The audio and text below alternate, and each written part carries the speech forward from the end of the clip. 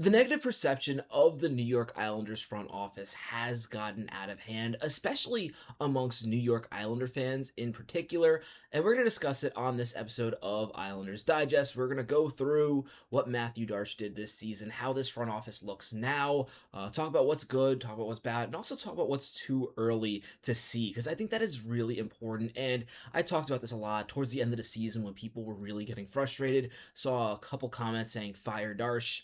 And that is still absolutely ridiculous. In my opinion, unless somebody is being absolutely atrocious with their job, it takes 3 years to really even evaluate if a GM is doing a good job. So we'll get into all that on this episode of Islanders Digest. And what's really inspiring this video is the New York Times recently came out with their rankings of the NHL front offices on how they're doing. The Islanders, to start off, finished 20 in that ranking. So there definitely is room for improvement, but that's about where you would expect a new GM. It's really hard to, in 1 year, completely be the GM of the year. And a lot of times, those guys that do come in right away and make explosive changes that all work out year one, typically those do not go well long term. The most important part of a front office is setting a team up for long term success, which is why it takes a while to see how things are going. And sometimes things can be looking a little rocky with the Islanders. I definitely understand people who are concerned about the direction, who don't see the direction yet.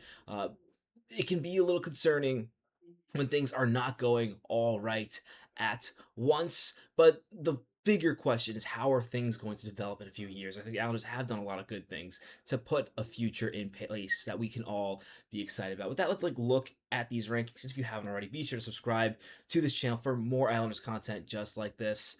I understand it's the off season. There's some hit or miss topics, but believe me, once the season gets started, it's going to be a lot of fun on the channel. I still think we're having fun now. I definitely see some interesting comments all the time, and I love all that feedback from you guys. But let's talk about the Islanders here and how their front office is ranked 20th. And based on how these rankings look, you can see in a lot of areas the Islanders fan base has ranked Mathieu Darche and his front office lower than the public perception. And we're gonna go category by category. I'm gonna give my I'm gonna add my feedback to that, not my initial feedback. I've already seen what's happened after the year. I will say my initial feedback for Mathieu Darche was more positive going into the season than it is now. To be fair, it is unfair to grade a GM after 1 year, and I do see a lot of signs of things I want to see. I'm still very high on Mathieu Darche, but some fans would probably say the Islanders belong 32, and that to me is just a complete overreaction.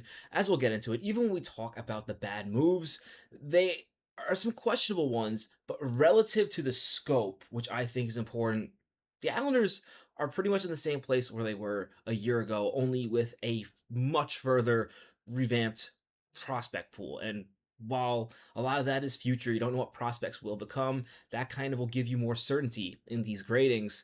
But for now, that's pretty much what you would ask for, right? So when we start with roster building, this is the one where I think it's fair to give a C plus. The public gave a C plus for Mathieu Darche. Fan base gave a C.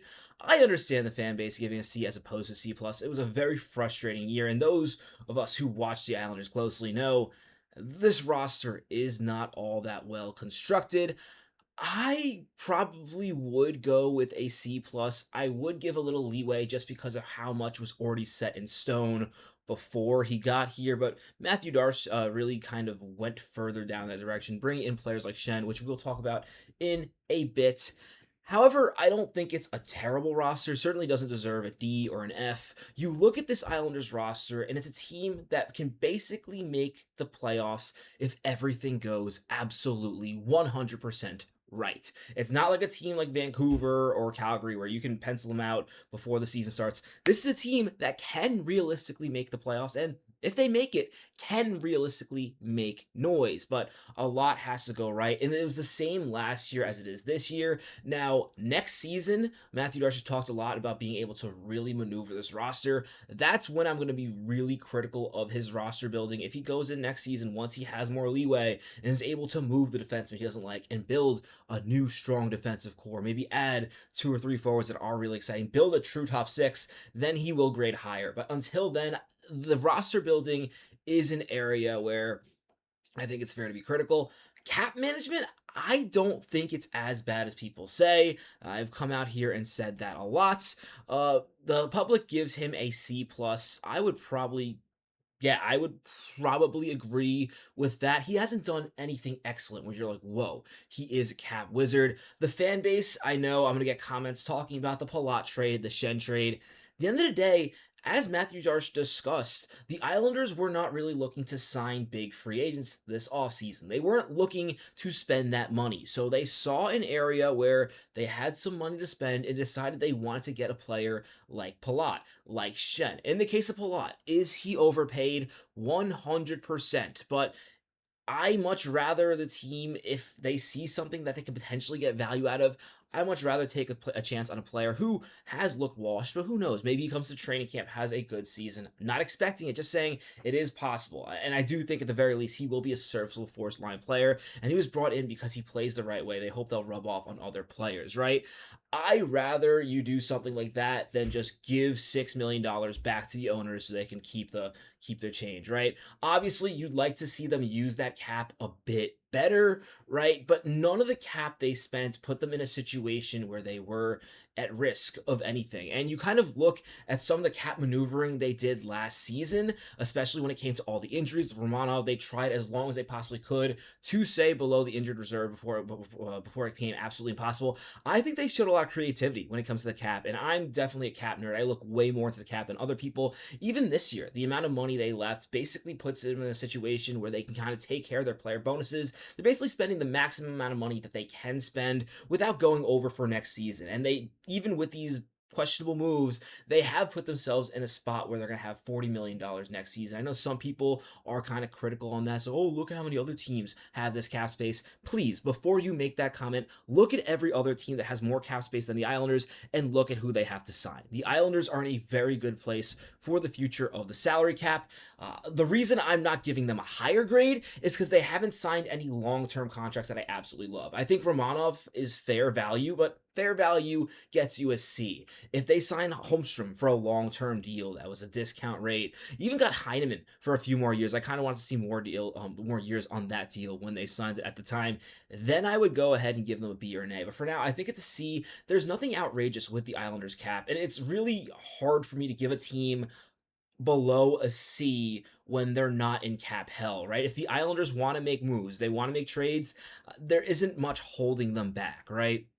What's holding them back is they don't want to give up future assets, which then goes to the next category of draft and develop. And this is the category, it feels incorrect to give a team a grade A before we've seen players actually make it to the NHL. And it is a new front office. So, prospects, other than Schaefer, of course, haven't really seen anybody make it yet. But with how well the players progress from last season when the draft took place all the way up to this point now, I'm gonna give them an A minus.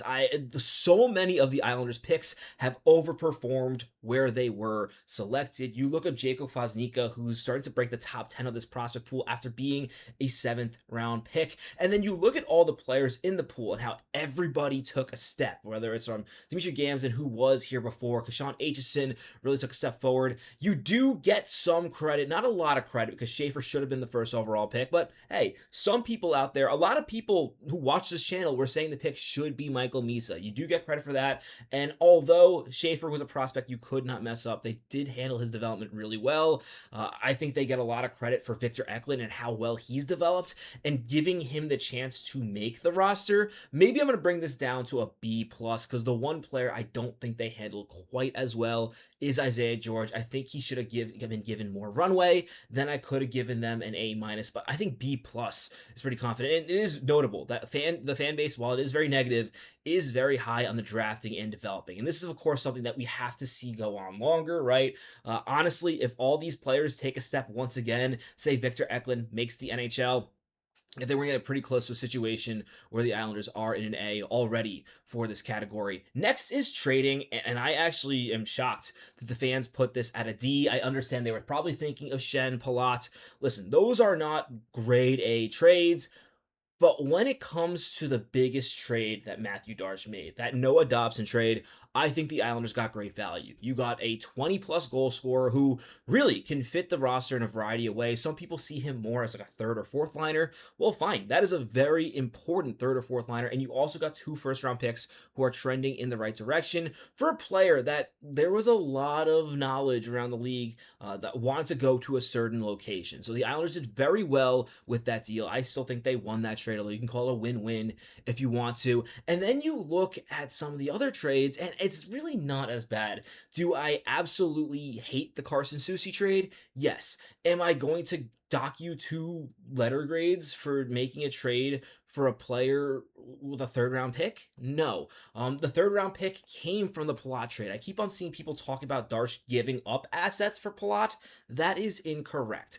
Mathieu Darche received a third-round pick and a sixth-round pick who they can use this season. So it'll be really funny if this plot trade becomes a huge win because the Islanders hit a gem in the sixth round with the sixth-round pick. Say another Anders Lee type player, looking at players in the past who've been good sixth-round picks for the New York Islanders. But the point is, they didn't give up anything for Palat other than Siplikov. If you want to call Siplikov an asset, sure, they gave up Siplikov.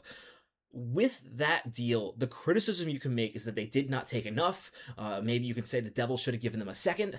Absolutely valid criticism, but that doesn't make that trade an F. If you want to criticize the Schenn trade, I think they did overpay. But I don't think it's such a glaring trade. People act like the Schenn trade, trading a 29th overall pick, a Gitoff, and a third-round pick for Braden Schenn is like a franchise-altering move.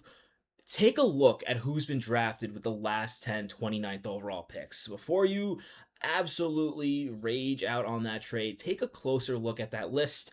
You got to go back 11 years before you get a high quality NHL player. You're trading a lottery pick at the, a lottery ticket, I'd say at that point, not a lottery pick because not in the lottery. I don't think the Islanders deserve an A for trading. Absolutely not. But I do think it's closer to B minus, C plus. I would probably go C plus until there's another trade they win, right? Because so far there hasn't been a trade where they've gotten back significantly more value. The Noah Dobson trade was closer to a win-win than an absolute win by the Islanders. But I think this the fan base gave the trading a D. I trust Matthew Darche to make trades, right? Especially when it comes to trades for the long-term future. If you hate Schenn, that's absolutely fine. But the one thing I also have to point out with this Braden Schenn trade, everyone talks about it like they traded for Schenn and now the value is gone. Like they got nothing. Schenn is still a serviceable player. You might not like him, you might not like his style, you might not like his age. He's going to be one of the top 5 scorers on the New York Islanders next season. Whether what that says about the team, probably not great, but he's going to be a valuable player. And if the Islanders do decide to move him again, right, they decide to commit to that younger direction, I guarantee you they will get a good return. It might not be what they paid, right? I will admit they overpaid.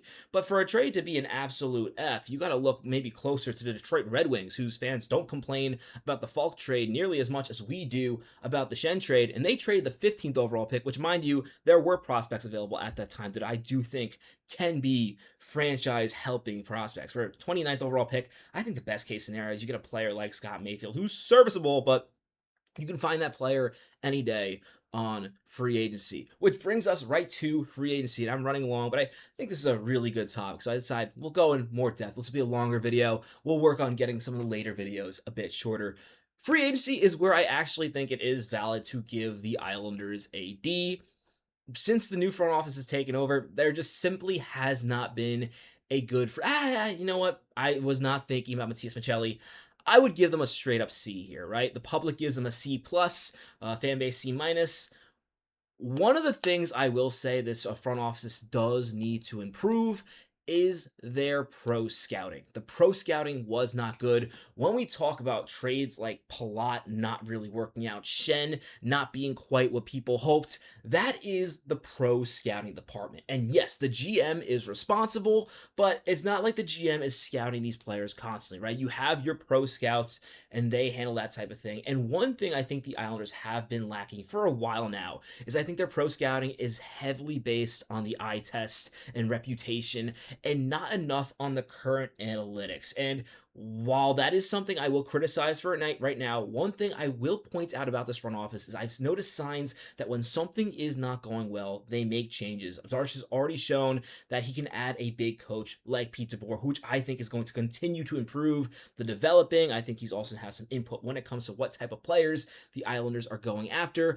And then you add Evan Gold. Evan Gold, I believe, is going to revolutionize the way this team does pro scouting. So yes, the Islanders pro scouting has not been great. As a result, the free agency is a C. But with that, I do think it is important to note that because you're adding in people who specialize in the things that you have shown that you're not great at, I think that's an encouraging sign. I'll also note with free agency, there haven't been any outrageous contracts, which is a big plus, especially in the modern NHL. Druin did not fit. It was a disaster, but it was only a 2-year, $4 million contract. And that's part of why they traded what they traded. They wanted to get rid of Druin's contract.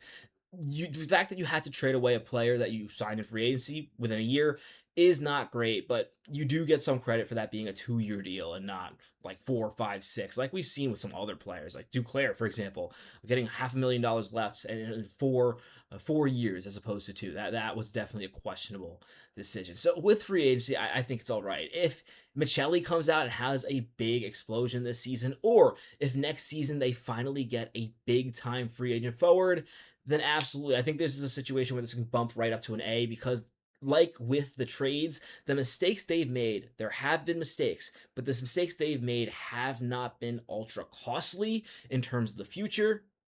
So that's where I am with that. With the vision, I'm actually going to go against the public and give Mathieu Darche a B because I think a big part of the issue is people don't understand this vision. They see him go after Braden Shen and they just assume the Islanders are all over the place. In my opinion, the Islanders have not really defaulted from their vision.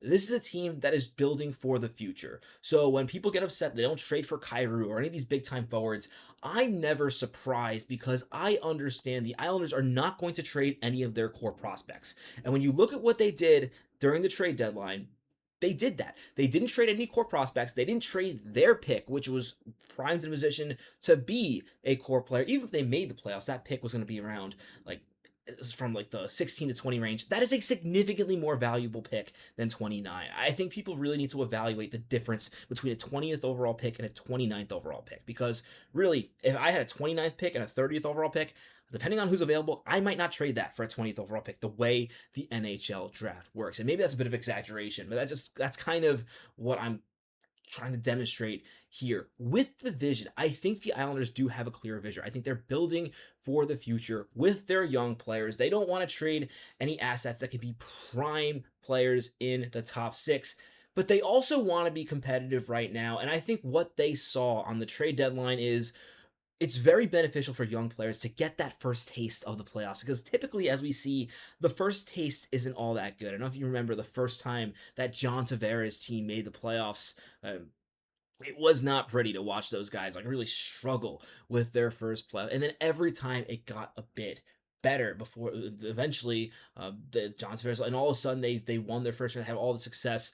So I think part of that was them trying to get experience for that future core in Richie, in Schaefer. And while it did not work, I don't think they defaulted from their vision the way a lot of people say they will. The reason I won't give the vision an A is because I don't think it's complete. I do think they need at least one more core piece to be a part of this vision, which is going to be combining your 3 core players of the older version of of Matt Barzal, Bo Horvat, Sorokin, and then you're gonna have Schaefer, Cal Ritchie, Victor Eklund, and then one more core young guy along with Kashawn Aitchison, and that's gonna be the team that you try to compete with for your next window. I think that is the vision. You kind of think of it like the Dallas Stars model, where you had their older guys and their young guys coming up, and it's just a good mix of a team where you have both that speed and also that experience. That's what I think the vision is. I don't think Darche has defaulted on that vision, so I give him a B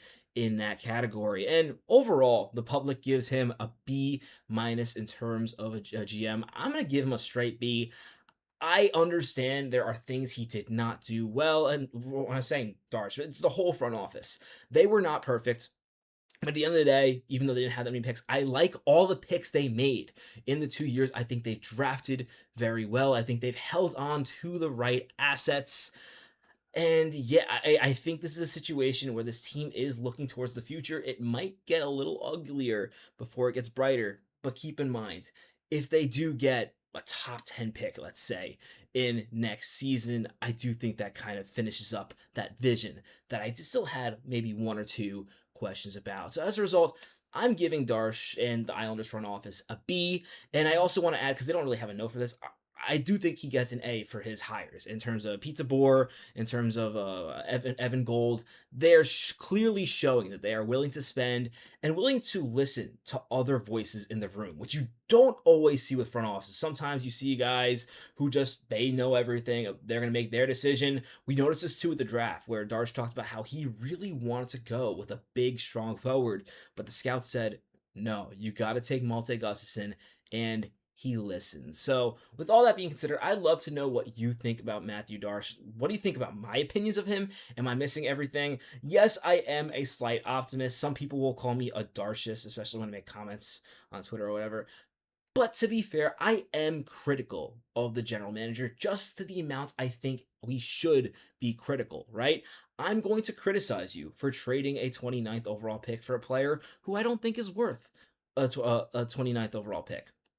But I'll also acknowledge that I think that player is worth a 45th overall pick, and I'm not going to absolutely decapitate you for going a little higher on the deadline, right? That's kind of where I feel like this. Some of these moves have not been great, but they're also not big enough or bad enough where I'm concerned, right? And I get there being a small sample size and just assuming the worst. Based on what we've seen and what he said, I think Darsh knows what he's doing. So, yeah, that's my evaluation of the general manager. I'd love to know your thoughts in the comments below. Let's go, Islanders. We are going to work on getting these videos closer to 10 minutes, but considering there are not a ton of topics we have right now, when I find one that I actually can yap a bit about, I'm going to make a bit of a longer video, and I hope you appreciate it. Listen, I definitely appreciate the support.